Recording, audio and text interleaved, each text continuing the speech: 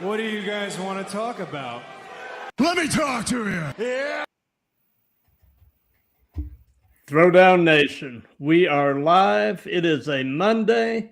We are rolling on Instagram, YouTube, Twitter /X, Facebook, and Twitch.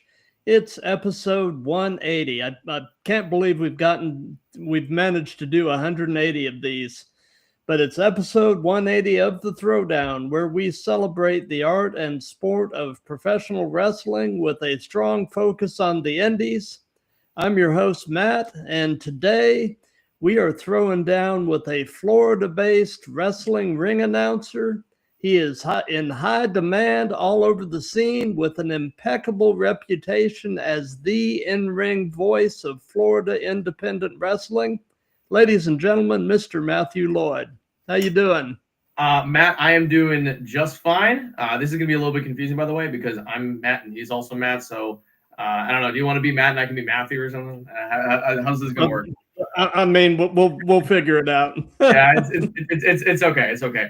So, real quick before we start, I want to ask you, why were those guys dancing in the ring in your video introduction there? What was going on?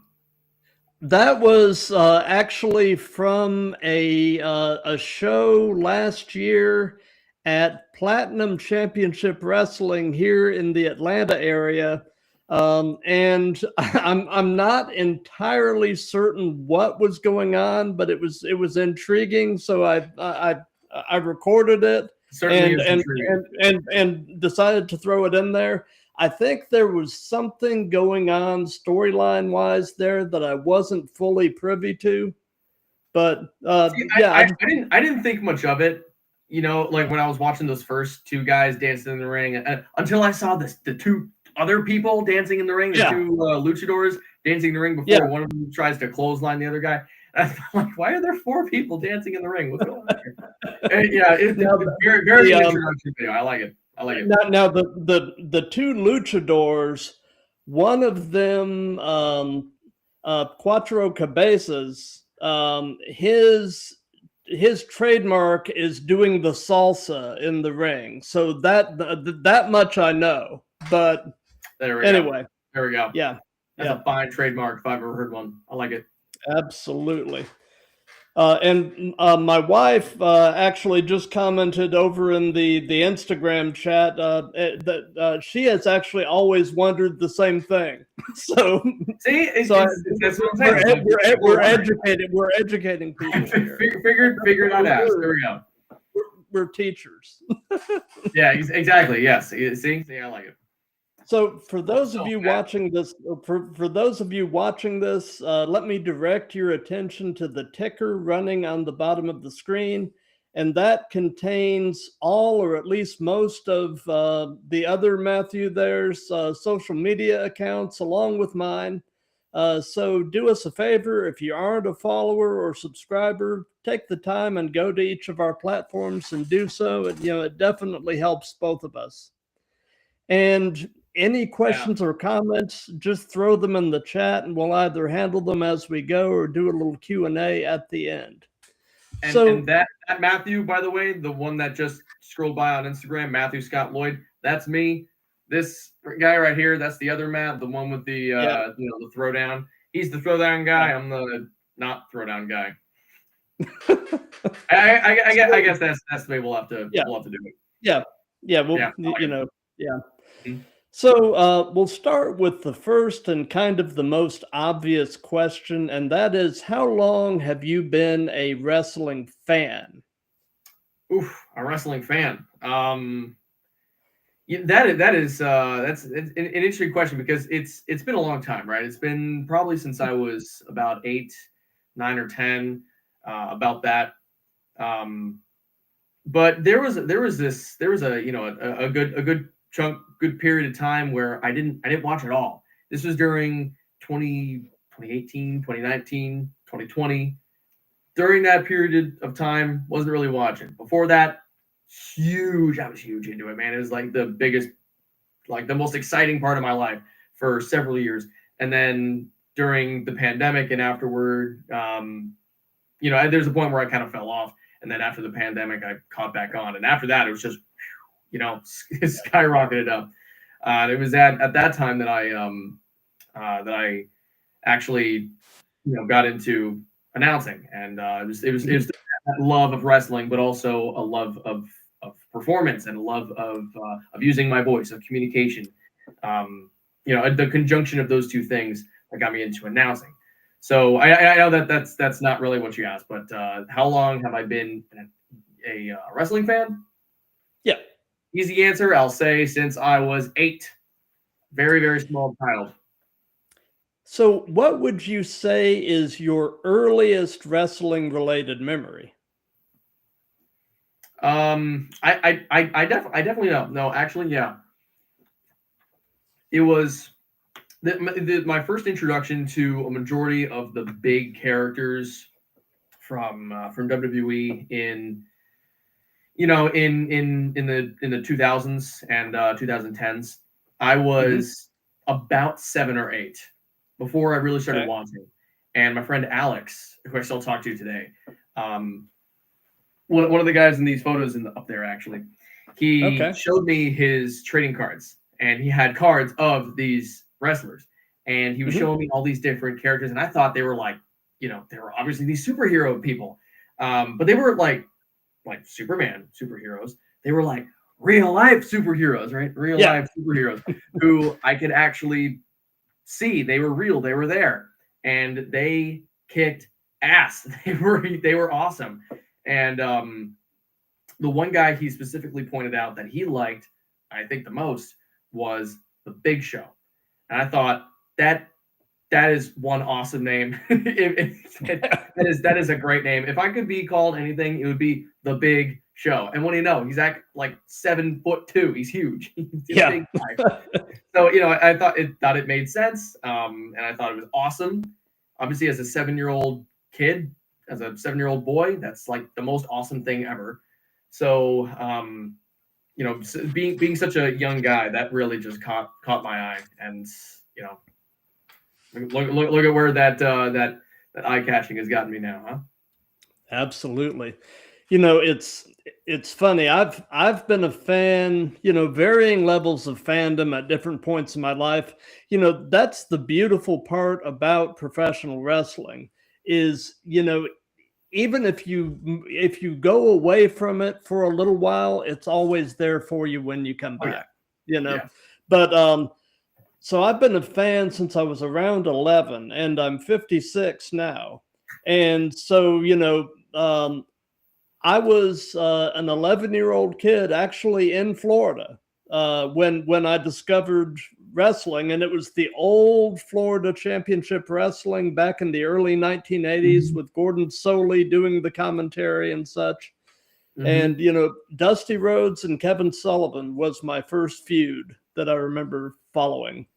So we're talking back in the territory days. Oh yeah. Yep. So, did you ever aspire to wrestle? Oh yeah. I think there was a time where I definitely considered getting in the ring. Not seriously for a while, but I don't know how serious I am about it right now. But I actually just a few months ago took a trial class at the House of Champions wrestling school in Orlando. I don't know if you're familiar with them. I'm pretty sure you are. Oh, I am. Yeah. I've had a lot of HOC folks on the show. So no, they're amazing. Koa and Jamie Stanley, they are fantastic coaches. They are the best. And I can't recommend House of Champions enough. So if you're interested, if you're someone out there who's looking to start wrestling training, I recommend HOC. They're the best. Quite literally the best. As a matter of fact, this Thursday, I'm going to be the announcer for their, I think the biggest show they have ever done. The biggest show they've ever done, period. It's going to be about the Legacy of Champions. That's right. Legacy of Champions at the Orlando Family Theater. This is, I think, the first show that they're doing outside of their school in Longwood. So, yeah, this is a huge thing. In fact, just recently, AEW star Bishop Khan just got booked to do a match with Jamie Stanley and Bowen. So there's quite a lot of intrigue here. So again, House of Champions, great school. With that said, yeah, I'm definitely interested in getting in the ring, but my primary interest is in announcing, 100%. Very good. Yeah, it's funny. When I was of the age that I could have considered, attempting to get into that side of the business, it was still very much the land of the giants. And I'm a comparatively small guy. I'm right around 5'5.5". So but with the evolution of the business, it does my heart good to see the smaller, really athletic guys actually making a go of it and succeeding in the business now. I sort of feel like I'm living vicariously through the smaller guys that are out there doing it. And you and so many other people. I mean, how many people were in your exact same shoes who were told maybe by promoters or by people in the business that they wouldn't fit in because of their size, right? And there's something to be said about size. Of course, size does matter in the ring. I mean, how are you going to believe a little pipsqueak, some twig is going to somehow take down someone who looks like the Big Show, right?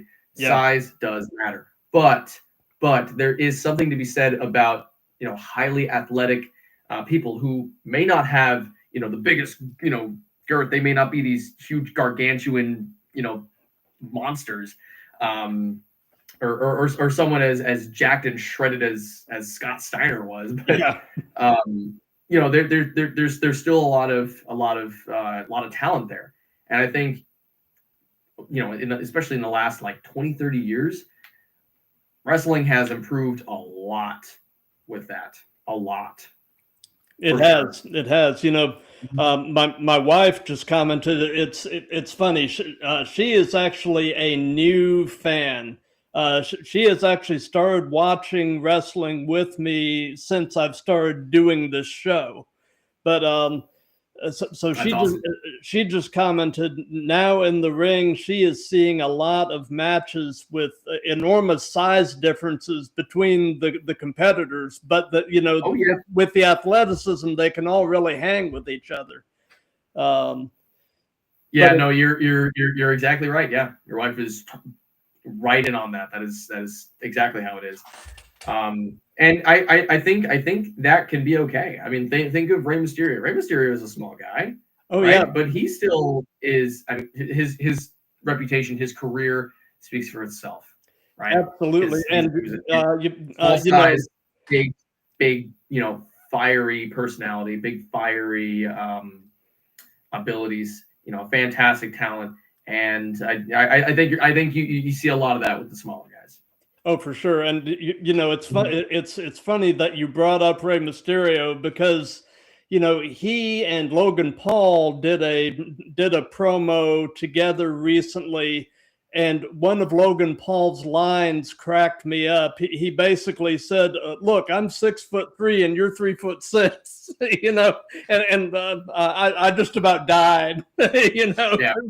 I mean, I'm sure Rey Mysterio has heard it all over the years. Oh yeah, no, of course. As somebody who literally shattered the glass ceiling for the small guys. So,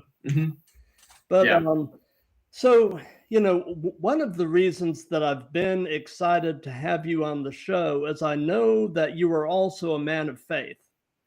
So that's correct. Yes, sir. So tell us about your faith journey. Were you raised in a Christian home, all that good stuff? And how do you navigate the wrestling business, which is sometimes a pretty dark place, while keeping yourself on a good path? So I'll start with your first question. Was I my faith journey? It's been rocky, as is the case with most people. I grew up Catholic. I went to Catholic school for 10 years. Learned a lot of catechisms. Not all of them. My Catholic education wasn't, I don't think, the most premium, but it still was there. I was confirmed. I was a Eucharistic minister, but I don't think I had a real relationship with my Creator. I don't think I knew God, and Right. I don't think that my heart was actually set out for Him. Not in the way that I thought. Because I thought that faith was what was more following God's rules, which of course there are rules you got to follow, right? You've heard of the Ten Commandments, right? But I thought that was the way to heaven, and I was quite wrong. I misunderstood the idea of God's grace. The fact that we can't follow His rules perfectly. We have all done wrong, and so we deserve a punishment. Yet God is so gracious to us that He offers us forgiveness. I learned that around the time of the pandemic. See, during the pandemic, all the churches, they shut down. All the Catholic churches shut down.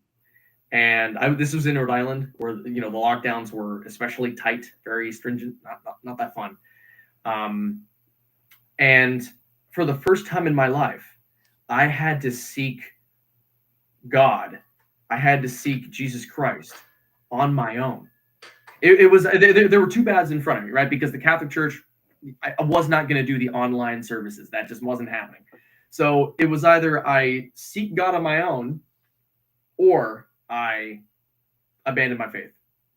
And I'll be honest with you, there was a part of me that was considering falling into apostasy. And I didn't think of it that way. I thought of it as, well, maybe there is no God. I mean, look at the world today. It's so messy. It's so gross. It's so corroded. There's clearly no God, right? I didn't understand human nature. I still really don't understand human nature because it's very messy, as you know. Oh, it's absolute mess. Yeah, exactly. But I didn't understand the human relationship with God. So, or at least humanity's overall relationship with God. So I didn't really know what was going on. And although there was that part of me that was speaking to, atheism, I chose to follow Christ because there was just, there was that much stronger part of me that I attribute to the Holy Spirit, through conviction and mercy, that told me that I needed to seriously pursue my faith, and I started attending a non-denominational church in my town. I lived there for 15 years, and I had never known that there was a non-denominational church. Driven by it, hundreds of times, still never knew that it even existed. But it was there, and at that church, this place that I just stepped into randomly one day with my mom, and it was there that I found that I think I really met Jesus Christ. And that's where I believe that that my life was turned around. That's where I believe I was saved, not because of that church, but because of the grace of God. And I'm incredibly grateful for it. And I love telling people about it. I get a lot of questions all the time what this tattoo means. In fact, there are probably some people watching today who are like, "Hey, why has this guy got Hebrew tattooed on his arm? He's not Jewish." And you're right, I'm not Jewish. And I have to explain this all the time to people because they ask, like, "Hey, what's that say on your arm? What is that?" And what it is it says, Adonai Tov Lechol, or the Lord is good to all. It is Psalm 145, verse 9a. And this particular verse spoke to me in a really different way than a lot of others, because I'm not going to get into my whole history, but I was messed up in a lot of different ways, right? I had a lot of problems, still do, Lord knows. But despite that, and despite my faults, despite the things that I am deeply ashamed of in my life, I can still walk with joy and with contentness, because I've been saved through the love and goodness of God, the God who created everything that you see here, the God that created the whole universe, and the God that created me in my mother's womb. knew me from the start, and now I'd like to say I know him. So there's only a fraction of my whole faith story. Wow, that's beautiful. I mean, and you know, knowing that God put you in the place that you needed to be to encounter him and to bring the right people around you to sort of shepherd you into that encounter is just amazing, you know. Yeah, the Lord set me on a very, very, very interesting path. I mean, COVID-19 was a horror show. It was awful, horrible time. But yeah. And I'm sure we'll get into this a little bit more.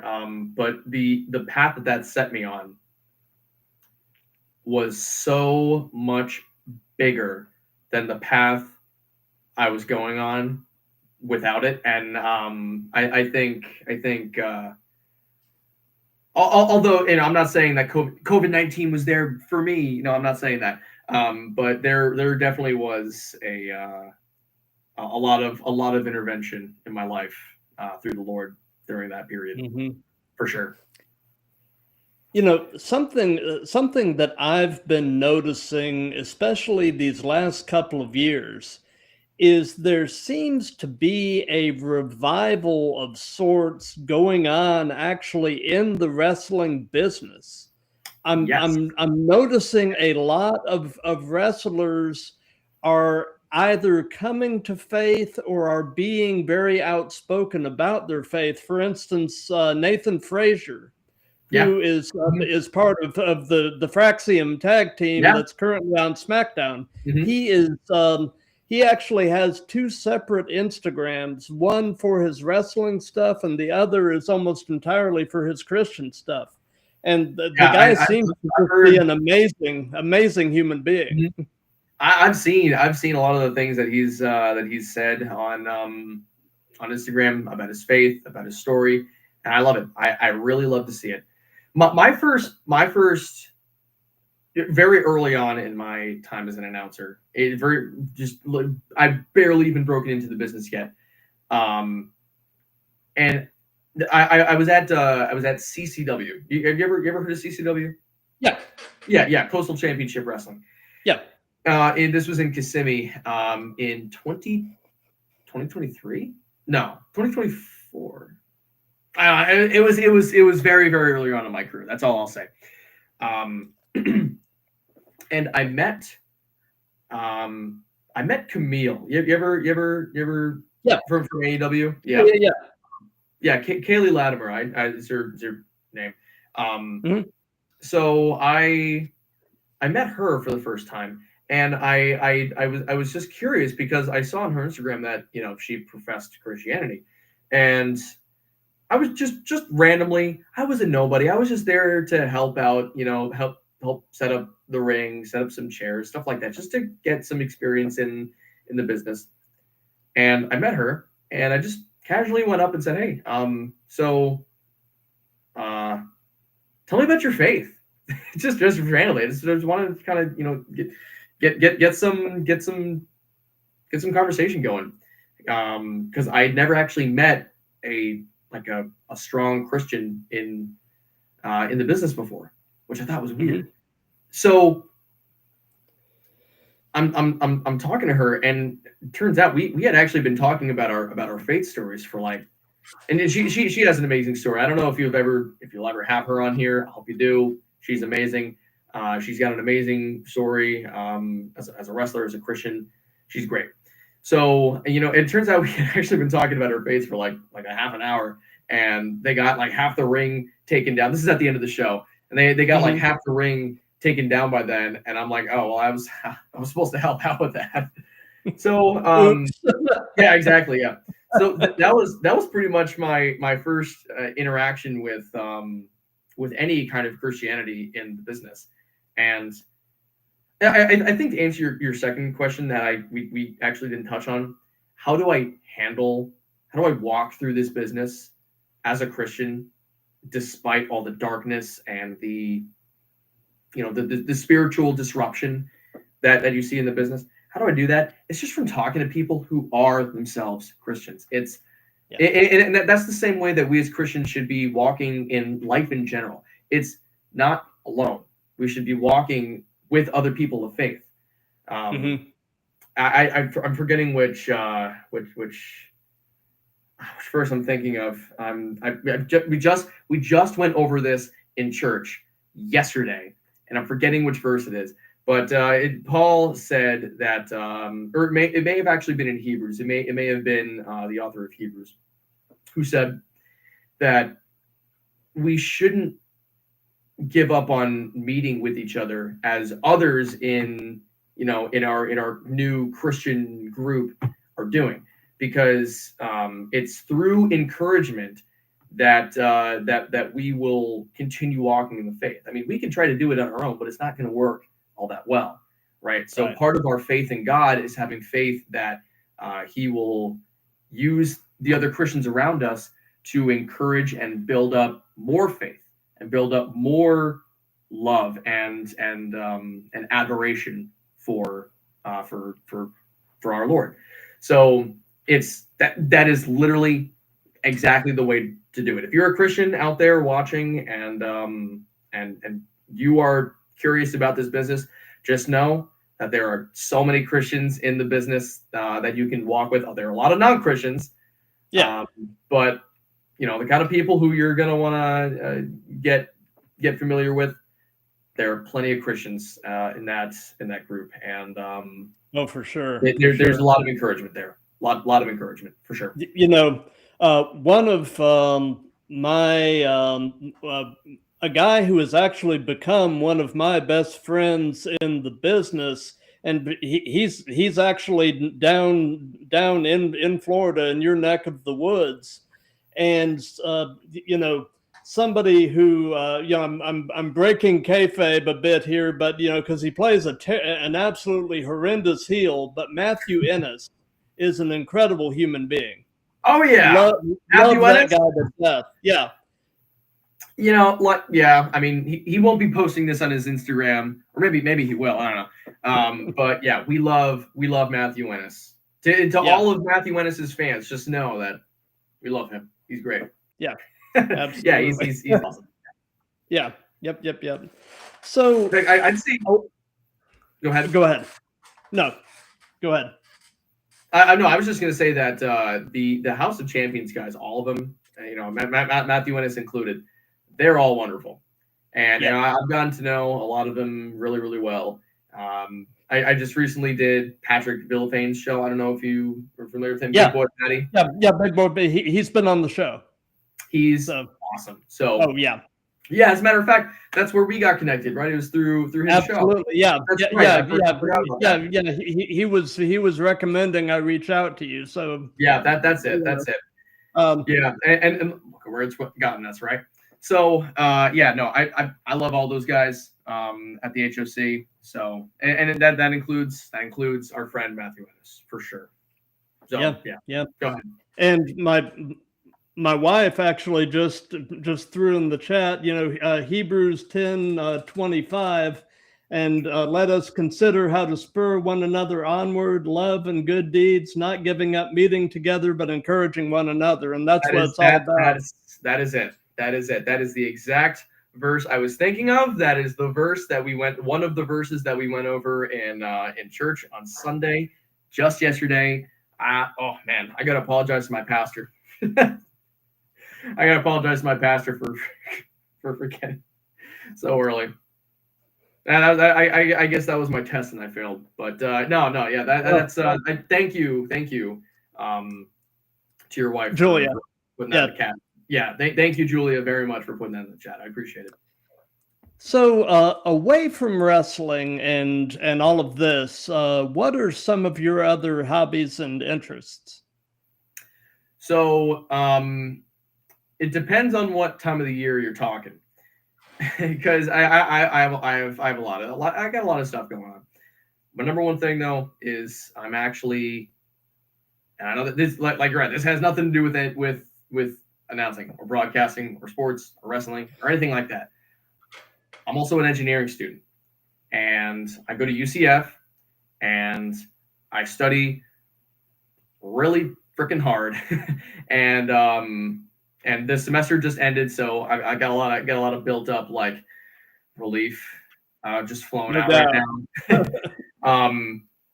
So yeah, that's like my main thing is studying engineering, studying calculus, physics.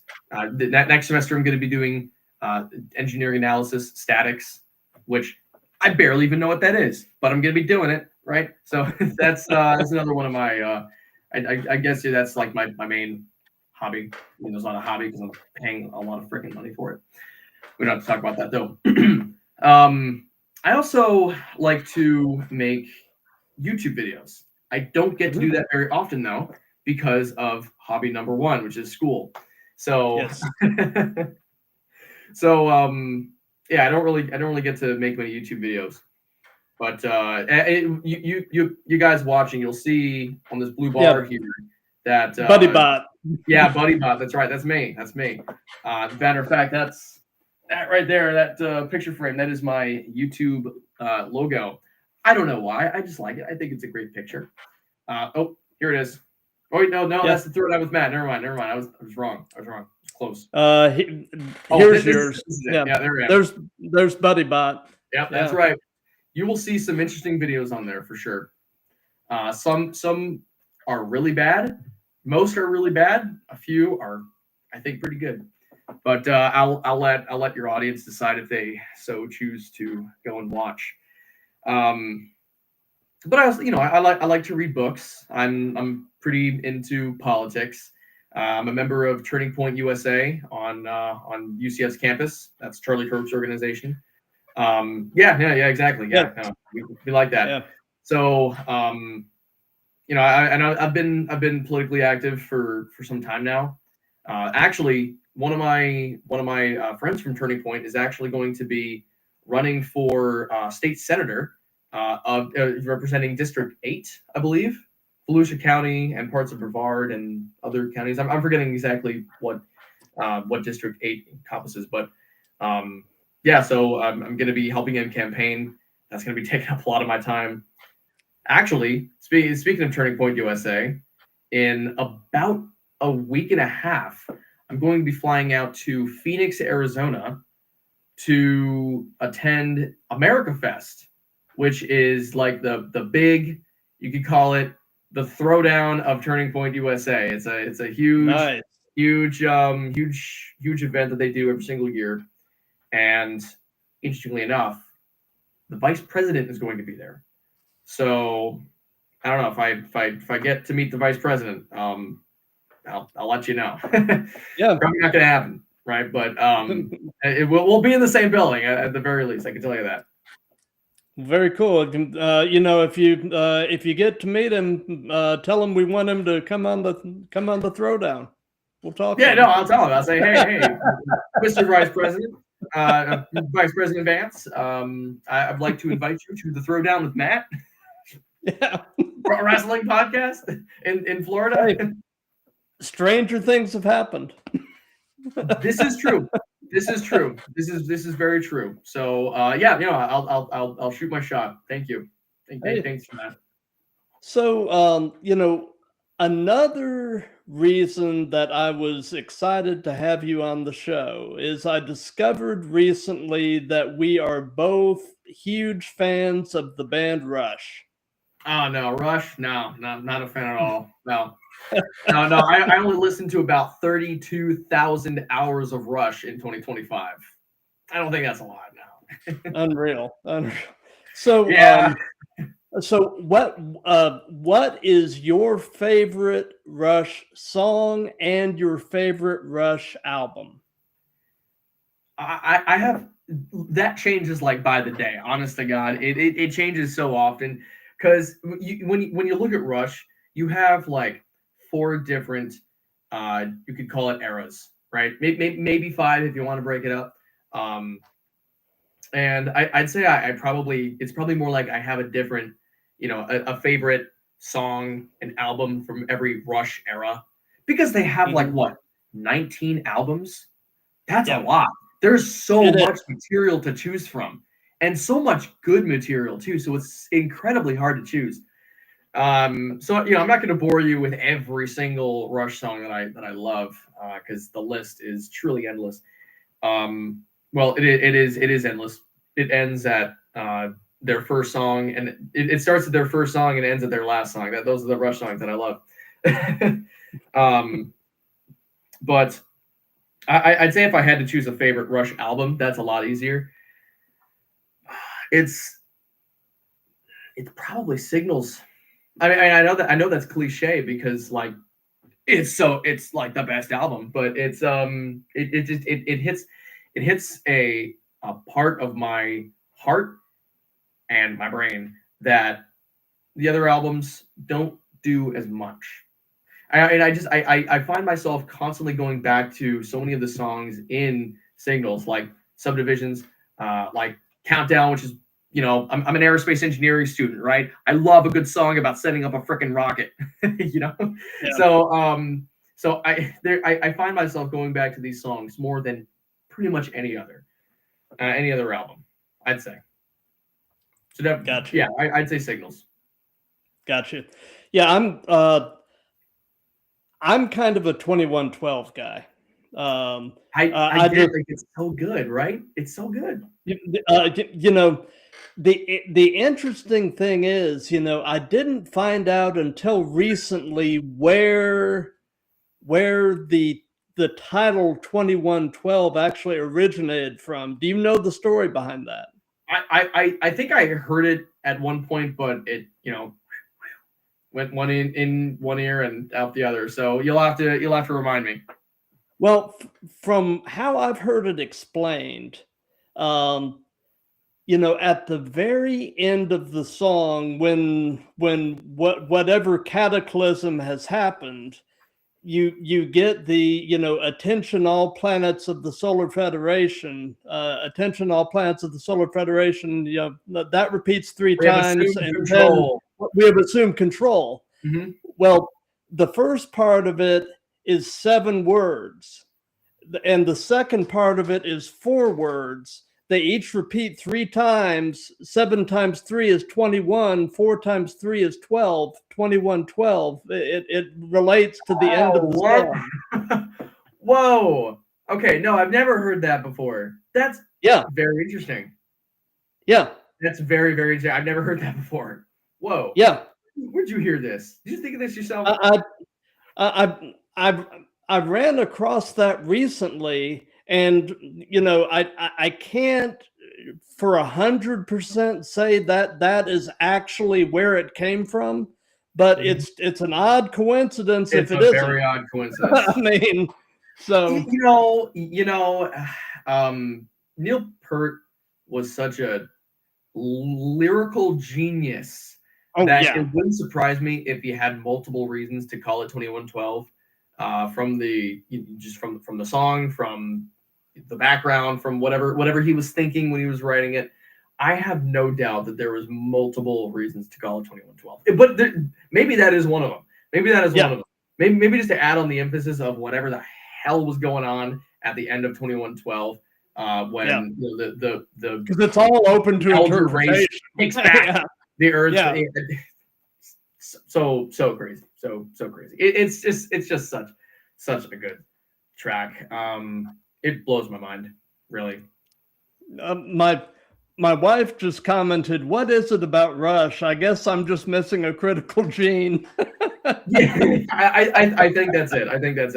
I recently put my girlfriend onto Rush, and she likes it. She doesn't like love it, but she definitely likes it. And that's I think that was my litmus test. It's like, all right, you like Rush? All right. let's just get married right now. Come on. That's all I need. Absolutely. Yeah, no, Rush is by far my favorite band. They're incredible. Actually, interestingly enough, in 2026, they're going to be coming to Tampa, and I just so happened to get myself some tickets. Nice. With my mother, who grew up listening to Rush in college. So kind of a full circle thing here. Oh, that's very cool. Yeah, I know. So Yeah. I was actually going to ask how you feel about their plans to resume playing live without Neil. You know, it's so hard to do. It's like how do you play, how do you do Led Zeppelin without John Bonham, right? How do you Right. do The Who without Keith Moon, right? These drummers defined the band, and Yeah. drummers died, but and these bands still did performances afterward, and I think Getty and Alex kind of addressed this. It's not that they're trying to, replace Neil Peart, because how do you Right. replace someone who's irreplaceable, right? You can't do Exactly. it. Right. I think what they're just trying to do is they're just trying to. I mean, first of all, it's their 50-year anniversary. That's a huge deal, right? Of course. But they're taking this opportunity to honor Neil Peart with someone who they feel embodies Neil's energy and his style and his the little nuances of his playing style. And I've heard Annika Niles. I've heard her play before. I think she's pretty good. I don't think she's Neil Peart. I'll be honest. No. I don't think she's Neil Peart. She's not. No. No one is Neil Peart. But I am confident that if Geddy Lee and Alex Lifeson, the two guys who know Neil Peart the best, if they feel that Annika Niles is the right one, that's all. That's all you need to know. Yeah. That's all you need to know. If they feel comfortable, I feel comfortable. That's how I feel. It's funny when I had heard rumblings of kind of a Rush return. Around that time was another band that I'm very into is a band called Dream Theater. Yes, yes. And around that time was when Mike Portnoy returned to Dream Theater, and Mike Mangini was suddenly out in the cold. And I was sitting there thinking Mike Mangini would be an awfully good drummer for Rush to pick up. Honestly, I think Mike Portnoy would be too. To be honest with you, I mean, either one of those guys. I mean, huge inspiration to Mike Portnoy. So yeah, I honest to God, there are so many people who would have been in my head who would have been great to fill that role.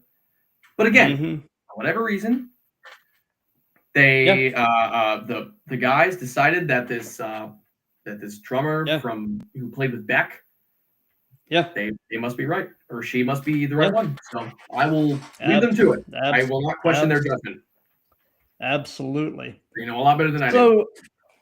So, do you have an all-time favorite wrestling match as a fan? The Undertaker versus Triple H at WrestleMania 28 in a Hell in a Cell. 100% by far, bar none, my favorite. Gotcha. I don't even know. I did not even have to think about it. So I think part of the reason I love that match so much is because that was my first WrestleMania that I ever watched. First one ever. Oh, nice. And I didn't really know the storyline of Triple H versus The Undertaker. So I didn't really understand what was going on. All I knew is that there was this killer Triple H, this badass, and I didn't even know, I didn't know how to describe him. I just knew that he was like the king, right? The king of kings, right? Yeah. He was so good and so impressive and so good in the ring, and physically very intimidating. And then all of a sudden you get the lights turn off and the Undertaker does his entrance. He's like the wrestling god, and he just comes back to kick some ass every year. I don't know. I didn't really know what was going on. All I knew was what I saw on the TV on this WrestleMania and just some little segments on Monday Night Raw and everything. And then they had one of the, I definitely at the time, the greatest match I had ever seen. I mean, it was dramatic. It was extremely brutal. Right? There was hatred. There was a lot of sadness. There was a lot of relief at the end. There was, I mean, it was such an incredible feeling. Yeah, so it's such an incredible match, and especially that being my first WrestleMania. Of course, that's got to be my favorite match. Of course. Yeah. Yep. Bar none. So piggybacking onto that, and with you being sort of on the talking and verbal side of things yourself, do you have an all-time favorite promo as a fan? Ooh, all-time favorite promo. I don't think I do. I don't think I do because there are so many good promos out there. Yeah, I don't think I have a particular favorite. Yeah, no, I never really thought about it actually. Now that you think about it, I never thought if I had a favorite promo. I honestly thought you were going to ask me who's your favorite broadcaster. In which case I would have told you if that's your next question. But no, as for promos, no, I'm not sure actually. That is one I will have to think about.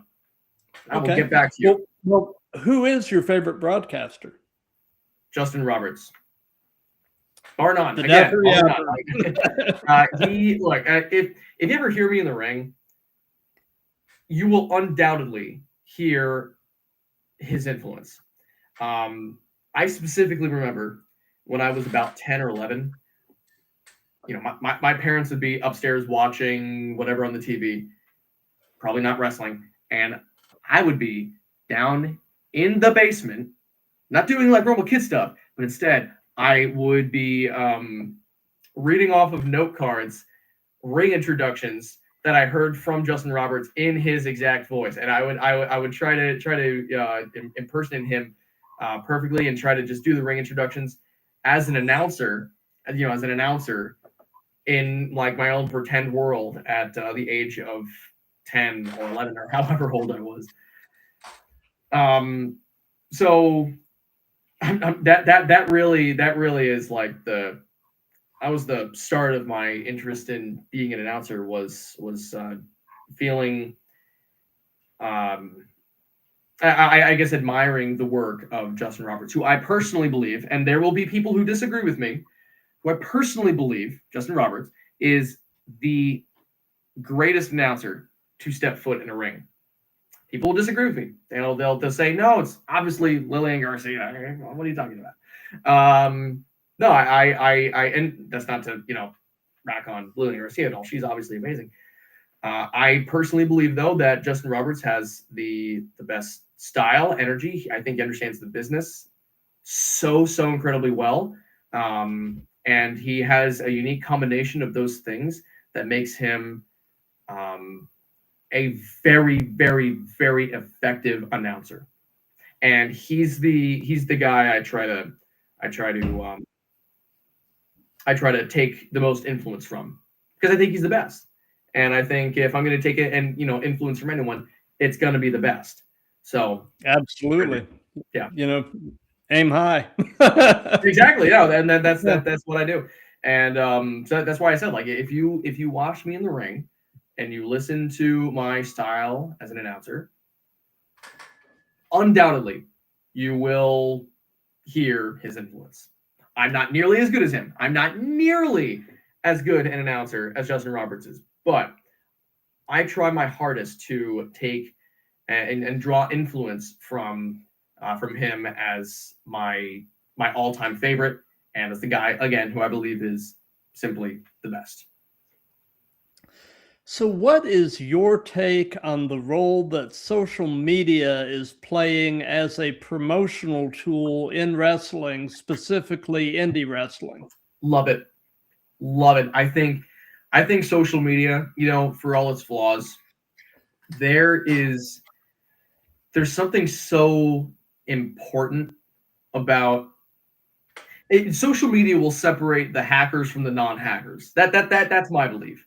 I think that someone with with a strong social media presence, that sets them aside from the ones who don't. And that's obviously the case, right? That will set them aside quite literally just by distinction. But I think that also says a lot about their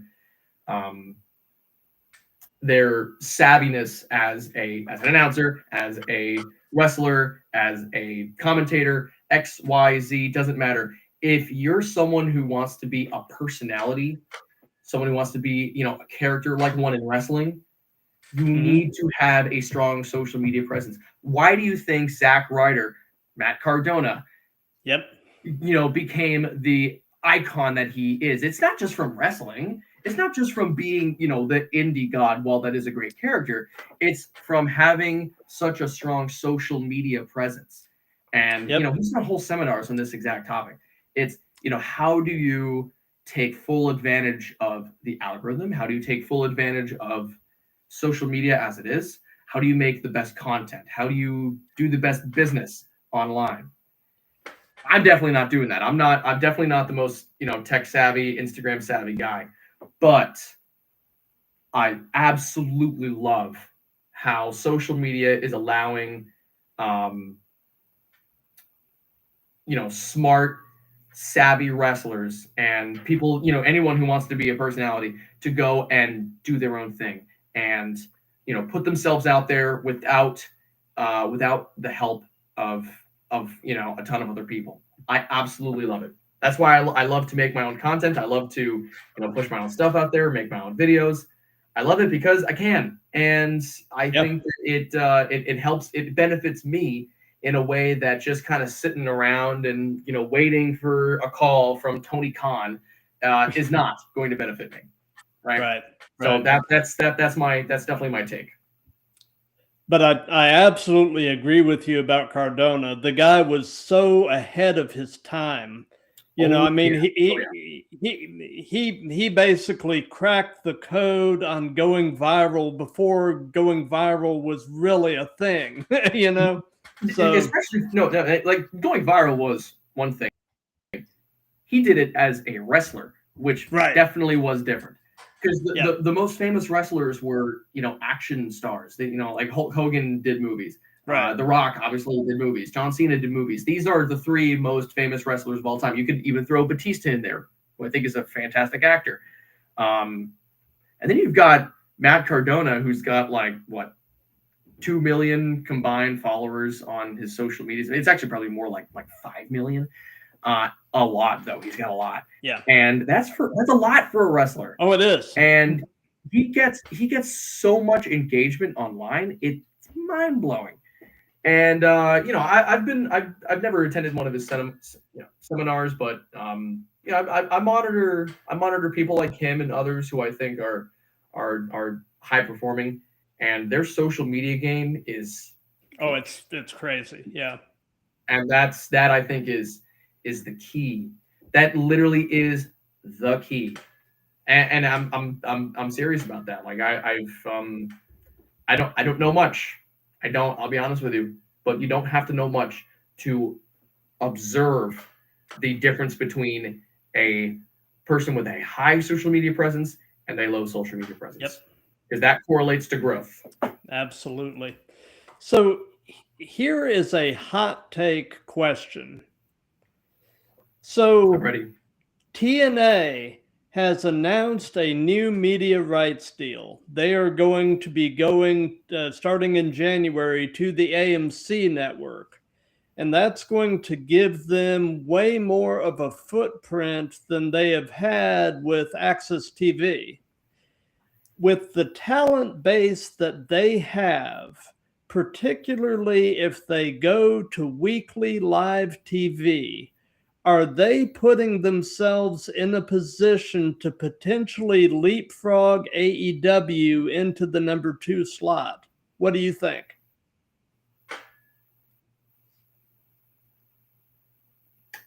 The people who watch TNA every week, does it matter to them a tremendous amount if it's live or not? I think it does. I mean, I don't know if it does. I think that a live show does add some intrigue, but I think the general population of weekly fans, of weekly viewers, I don't think it's going to matter to them all that much. I think that the ones who are watching are still going to be watching, and I think that people who might have been interested with the weekly, pre-recorded television shows might still have that same intrigue in the live episodes. And I don't think, I'll be honest with you, I don't watch TNA. I just especially with Access TV, it's been difficult. right. Um, so I can't really comment on the on how I think TNA compares in quality to AEW, but I'm just gonna say this: I love AEW. I think AEW is I think AEW is the best. So although I don't think I personally I don't think TNA is going to leapfrog AEW anytime soon. I think AEW is doing great work. Yeah. But that's with my bias as a guy who watches AEW, loves AEW, and does not watch TNA. Yeah. So there's that. Yeah. Yeah. Although I want to have a stronger opinion, I really can't. Gotcha. I think it'll be interesting to put TNA into a situation where they have a bigger footprint and see what happens. Yeah. No, I love it. I love what's happening. Oh, yeah, I want to see more wrestling. I want to see more wrestling all over the place. I love it. I'm a fan of the business. I'm a fan of this world, and so I think this is a great thing. Absolutely a great thing.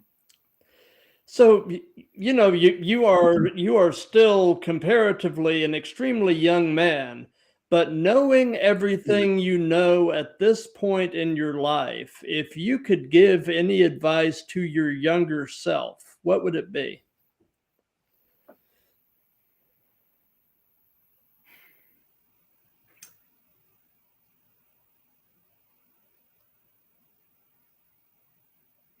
That is such a good question, and I don't want to draw a blank for too long, but I think that requires some thought. I don't want to, because like that, I that's something that I do want to think about.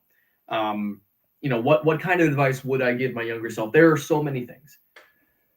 It's hard to choose just one. That's I think that's what I'm feeling right now. I think my number one thing would be to just stop listening to the noise. Because they're people who are gonna, talk their I don't sorry if this is a PG program, but they're gonna be people who talk their shit. They're gonna be people who wanna say this and say that and talk behind your back and blah blah blah blah blah. It's all noise. Yep. You just need to shut it out. Just stop. You just completely shut it out. That is the way to stay sane and grounded and focused, right? Because all this stuff that's going on out here in the peripherals, it's just distraction. And all that background noise of people saying this and that and all the drama, the behind the scenes drama, it's noise. It's not necessary. You don't need to focus on it. You don't need to even get wrapped up about it. You don't even need to think about it. It does not matter. It's not there. It's not happening. It doesn't need to have an impact on your life. And I say that because I definitely let some behind the scenes drama get into my head. And that was a waste of time. It was just a waste. A total waste of time. Although I learned some things about different people, about different things, nothing I want to share on here. Ultimately, I don't think it mattered. I don't think it mattered at all. I think as a professional, no matter who you are, stay out of the drama. All right? No nonsense. No BS. Stay out of the drama. That's going to make you stand out as a professional, as someone who is driven, as someone who's focused. And those three things will set you apart from the rest who want to, talk about the drama and talk about, their personal lives or whatever. I don't know, whatever it is. And overall lose their focus. Losing their focus to the nonsense. That's what I think. Absolutely. So, several minutes ago when we were going down the Rush rabbit hole, you mentioned your girlfriend. Yes. Tell us about her, put her over. How'd you guys meet? Tell us the story. So I met this wonderful, amazing woman of faith named Madeline in my physics class. And it turns out we were in several, classes, not in the same class, but we had a lot of similar classes, specifically physics and calculus, those being the worst classes of our semesters. And so we kind of connected through that. We also realized that we were both conservative. We were both Christian. So, a lot of common ground there. Important stuff, yeah. I know, exactly. And it turned out, whoa, she's also into classic rock, so maybe she's into Rush. And yeah. yeah, and and through that I definitely caught the love bug. So yeah. She's wonderful. I think she's watching right now, so she's probably hearing me hype her up a whole bit. So hi Madeline. I hope you got home safe. She was actually driving back home to Jacksonville today, so that's she just got back a couple hours ago. Yeah, no, she's extremely intelligent, much smarter than I am, and at some points that intimidates me, but at other points impresses the hell out of me because there are some times where I don't understand a topic, especially something in calculus, and she'll understand it like that. And it's just like, all right, I get it. You're a brainiac. You're smarter than me. I love it. Yeah, I'll be honest with you. I love it because it's very impressive to me. And yeah, so I think that's just the overall theme of our relationship is that she is a lot more impressive to me than I am. A lot more intelligent than me. So there's that. Very and cool. She's a Christian and conservative, which is the green flag. Absolutely. And I can speak from the perspective of a guy that's been married for 27 years. When you find the right person and you're with the right person, there is nothing like it. So. Oh yeah, 100%. And I've dated some real creeps before. I'll be honest with you. I've dated some. We all have people, man. It's people who I shouldn't have been with, and so it's so refreshing and wonderful and great to be with someone who I can agree with on the fundamentals, whose values I share.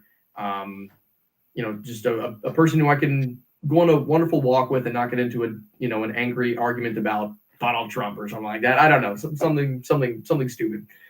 So yeah, no, she's amazing. Yeah, she's great. Awesome. Well, shout out to Madeline. That's yes. That's shout awesome. out to Madeline. Hi, Madeline. So, do you have any pre-show traditions? Any things you try to do consistently before you go out to the ring? A lot of water. A lot of water. If I don't drink a lot of water, it's over. It's over.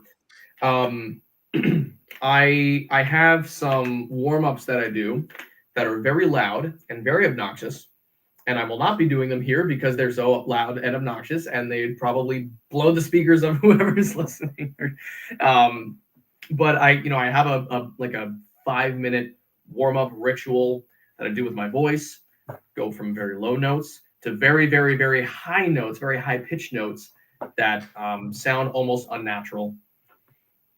So, like I said, not going to do that here, but just know it's very annoying.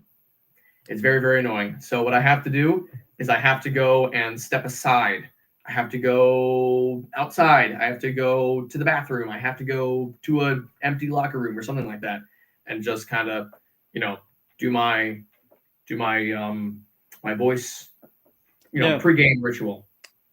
Yeah. That and I like to pray. quick little prayer before I go out before the show, because without God's protection, it's feels a lot better. Because scary things happen in the world, and as the guy in the ring, it can be scary because you don't know who's going to be a nut job in the crowd. You don't know. Exactly. And although I have a lot of faith and trust in the wrestling community and a lot of trust in the audience, definitely a lot of trust in the audiences of the House of Champions and of All Combat Wrestling and of Atomic Legacy Wrestling. Those are the companies I primarily announce for.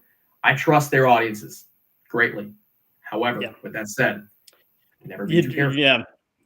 Never be too careful. Yep. And that is definitely the case with with these indie shows where they don't have like metal detectors or anything like that.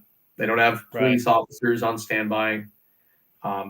So it's very important just to, ask for God's protection, ask for his hand over me for protection, for grace, and just to have a good show. I mean, really, just to keep everybody safe and happy and healthy, and just to enjoy the night, Absolutely.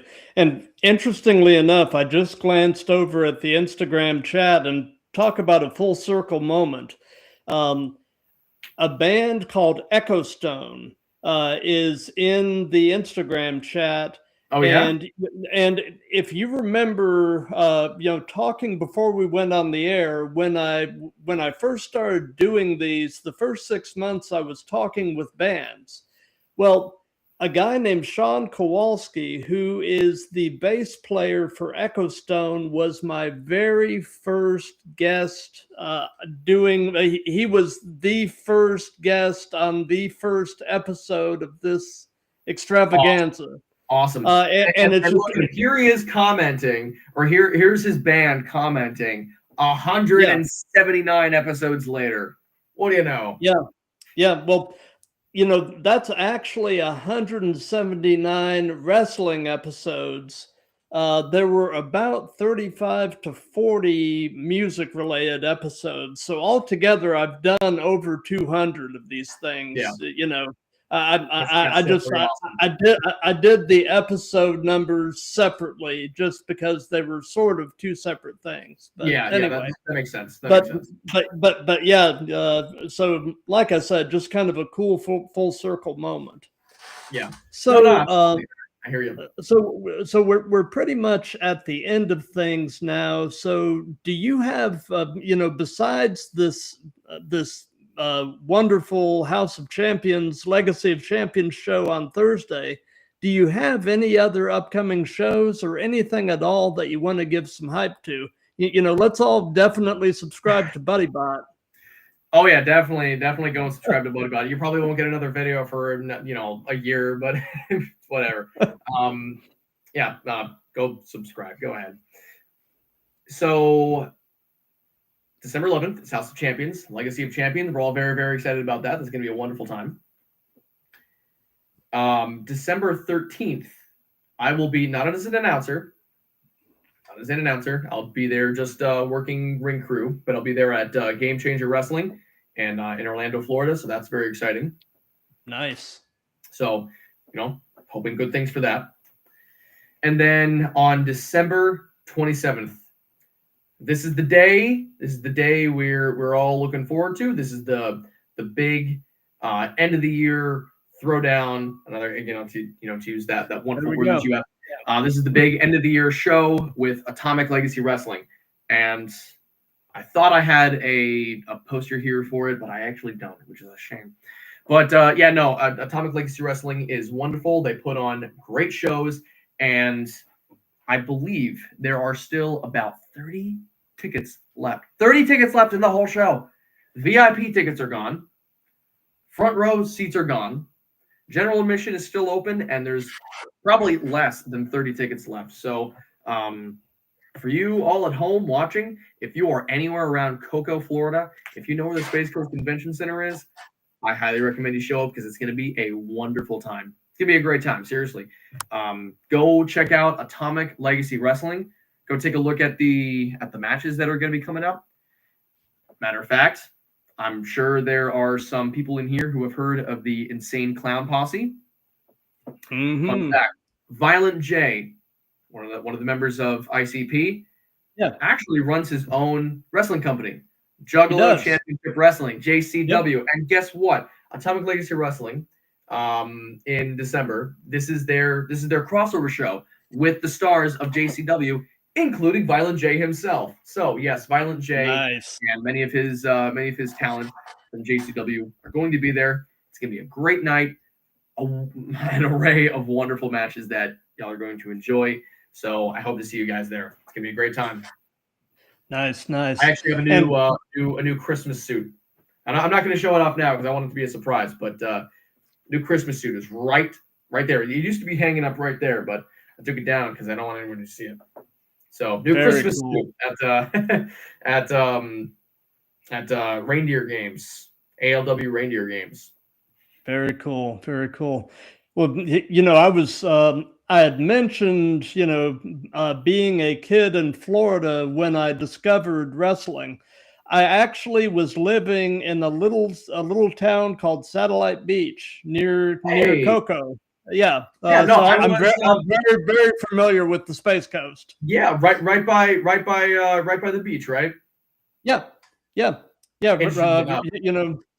I actually did a half marathon that started at the Satellite Beach. Really? Yeah, no, it started like right at the beach, right off of the right next to the Air Force Base. Oh yeah, Patrick. Yeah, exactly. Yeah, Patrick Air Force Base. That's right. And it was a great time. It was just 13 miles down A1A. Oh yeah. It was hell. I remember when we moved to Florida. I was born in Texas, lived there for 6 years, moved to Florida, lived there for about 7. But when we moved there, being right there near Patrick Air Force Base, you were kind of in the flight line for a lot of stuff. And and they had a squadron of fighter jets that were used for drug interdiction over the Atlantic. Awesome. And what they would do in the middle of the night is they would take off, fly inland a little bit, hit their afterburners, and go supersonic and take off over the ocean. So you would get used to sleeping through sonic booms. The house would shake. That is awesome. I mean, I bet it's annoying to newcomers. They're like, I just moved to this place. I just want to get some sleep. And then the first night they get there and then boom, boom, wakes them up and sets off all the car alarms. That's but I mean, that's the sound of freedom. Oh yeah, it is. Oh, believe me, I know. In fact, I think one of my core memories as an aerospace engineering student was at Embry-Riddle Aeronautical University. That was the first school I went to. I actually transferred from there this year. It was the Daytona 500 this year. And this is a school that's right next to the airport at Daytona Beach. And so we get a lot of planes coming in all the time. And during the Daytona 500, that was probably the coolest week of my life as an aerospace nerd, because you had a C5M Super Galaxy that showed up like the week before to deliver the presidential motorcade, okay? And then a KC-130 that came to drop off something else. I don't even know what. But so you just had the biggest plane, the biggest military plane in the United States Armed Services just sitting there on our runway. It's like, what is going on? Yeah. And as well as the KC-130. And then the Thunderbirds, the Air Force. Oh, yeah. The Air Force planes that do all the shows. The demonstration team, yeah. They were there. All 7 of the Thunderbirds were just sitting there lined up on the runway, and they all the time they would do their practice runs. It was the coolest thing ever. Watching them take off and do their roundabouts. Whenever they had the clear airspace, it was so freaking cool. And then finally, on the day of the Daytona 500, Mm-hmm. I got to watch Air Force One land right in front of me. I waited. I sat on the grass by the airport, sitting there with police all over the place for like 2 hours because we didn't know when Air Force One was going to come. And finally, I got to watch Air Force One just land right in front of me. It was absolutely huge. It's incredibly loud, and it was one of the coolest things I think I've ever seen. It's like, oh my god, this is a historic plane. It's like the most decked out survival plane that has ever existed, and it's just landing right in front of me. Mind blown. And then for the next like hour, I got to watch the Thunderbirds, go around zooming all over Daytona Beach. It was pretty cool.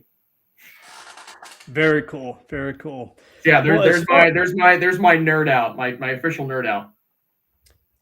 Well, as far as what we've got coming up here on the Throwdown, tomorrow night, Tuesday, December 9th at 7 p.m. Eastern, I've got episode 181, and our guest is, I believe she is based in Nashville, Tennessee, but she is extremely well-traveled.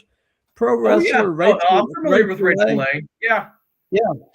She and I have a pretty good relationship. Yeah, we know each other through Corey Roberts Wrestling, which is a social media promotion.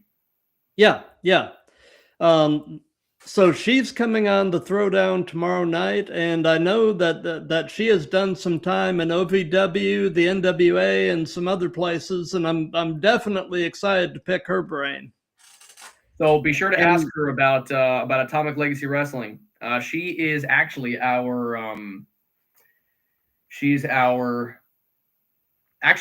inaugural ALW Hype Women's Champion. So nice. There you go. There's a talking point for you. Ask her about winning that championship, being the inaugural ALW Hype Women's Champion. Absolutely, I will definitely put that on the list. And then this coming Saturday, the 13th, at a special early start time of 2 p.m. Eastern, I've got episode 182. And our guest is UK-based pro wrestler Big Deal Dante. He is, yeah, I know he's apparently, he must be a big deal if he's got it in the name. Yeah, absolutely. And he actually recently wrestled a guest that was just on actually a week ago yesterday. And they've been kind of sort of hot-shotting the prize junior heavyweight championship back and forth between the two of them. So anyway, I'm going to be interested to have to have Dante on and get his perspective on the whole thing. So, right. But man, this has been an absolute blast. Oh yeah, of course. Thank you for your time. This has just been awesome. Thank you for yours. I've enjoyed it quite a bit myself. Well, I'm glad. That's definitely what I aim for. And for those of you that have been watching this live, thank you. For those of you that'll be seeing this on replays and such, thank you for that. If you like what we've got going here, definitely, do the old like, comment, share, and subscribe. And until tomorrow night at 7 p.m. with Rachel Lay, be good to each other, love each other,